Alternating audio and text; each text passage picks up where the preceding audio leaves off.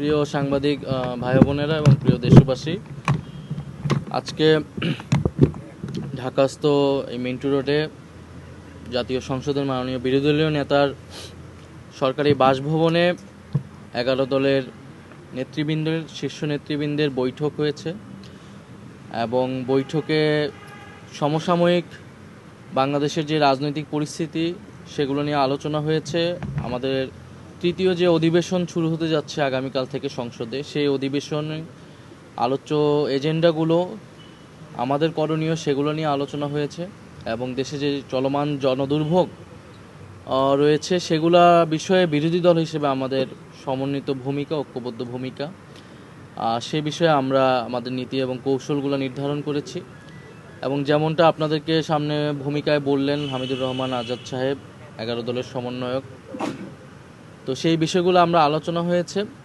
আমাদের আজকের আলোচনায় একটা বড় কনসার্ন এসেছে যে আমরা দেখতে পাচ্ছি যে আগামীকালকে যে অধিবেশন শুরু হতে যাচ্ছে সেখানে জাতীয় মানবাধিকার কমিশন আইন, সেটার খসড়া, সেটার বিল উত্থাপন হবে এবং পর্যায়ক্রমে গুমের আইন সহ আরও কয়েকটি গুরুত্বপূর্ণ অধ্যাদেশ, অন্তর্বর্তী সরকারের করে যাওয়া অধ্যাদেশ যেগুলো এই সরকার এসে ল্যাপস করেছিল প্রথম অধিবেশনে, সেগুলো তারা নিয়ে আসছে। তো এই বিষয়ে আমাদের বক্তব্য হচ্ছে, আমরা তখনই বলেছিলাম প্রথম অধিবেশনে যে এই অধ্যাদেশগুলো ল্যাপস না করার জন্য যদি কোনো পরিবর্তন প্রয়োজন হয় সেটাকে আইনে পরিণত করা এবং কোনো পরিবর্তন বা সংশোধন প্রয়োজন হলে সেটা আলোচনা সাপেক্ষে পরবর্তীতে আমরা এটা করতে পারবো।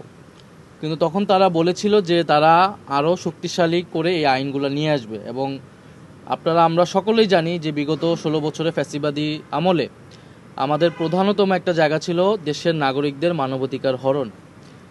যারা রাজনৈতিকভাবে ভিন্নমত পোষণ করত, ধারণ করত, তাদেরকে গুম করা হয়েছে, নির্বিচারে নির্যাতন করা হয়েছে, আইন শৃঙ্খলা বাহিনী দ্বারা রাষ্ট্র কর্তৃক এই নির্যাতন বিভিন্ন সময় করা হয়েছে এবং যার কোনো জবাবদিহিতা ছিল না।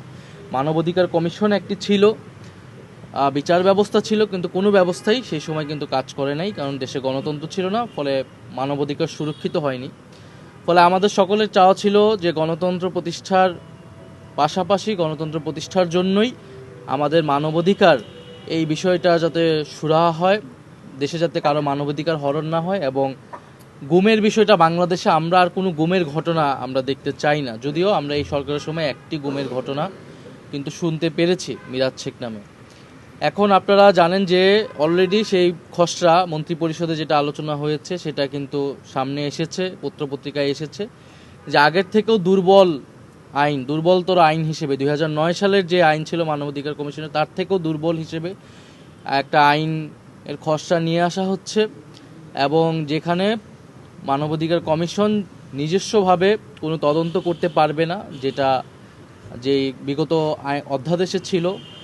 এবং আইন শৃঙ্খলা বাহিনীর কাছে, অর্থাৎ পুলিশের কাছেই কোনো গুমের ঘটনা যদি আসে বা মানবাধিকার হরণের ঘটনা আসলে পুলিশের কাছে সেটার ব্যাখ্যা আসলে চাইতে পারবে তারা, এবং পুলিশ বা আইন শৃঙ্খলা বাহিনী সেটা নিজেই তদন্ত করবে। অর্থাৎ যাদের বিরুদ্ধে গুম বা মানবাধিকার হরণের মতো ঘটনার অভিযোগ আসছে, যে আইন শৃঙ্খলা বাহিনী বা রাষ্ট্রীয় বাহিনী, তারাই যদি গুমের এই ঘটনার তদন্ত করে, সেইটার স্বচ্ছতা নিয়ে, সেইটার স্বচ্ছতা এবং গ্রহণযোগ্যতা নিয়ে কিন্তু প্রশ্ন তৈরি হয়।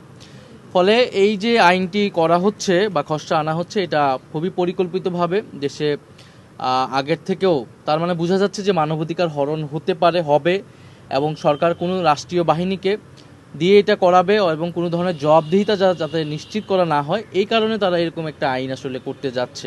ফ্যাসিবাদী আমলের থেকেও একটা খারাপ আইন তারা আনার চেষ্টা করছে, যেটা আমরা মনে করি যে গণ অভ্যুত্থানের যে আকাঙ্ক্ষা, গণতন্ত্রের যে আকাঙ্ক্ষা, সেই আকাঙ্ক্ষার পরিপন্থী।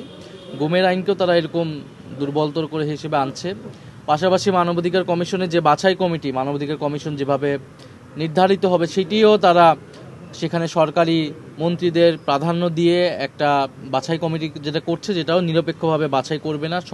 অর্থাৎ যাদেরকে জবাবদিহিতা করার জন্য এই কমিশন, সরকার বা নির্বাহী বিভাগকে, তাদের দ্বারাই এই বাছাই কমিটি আবার তৈরি হবে।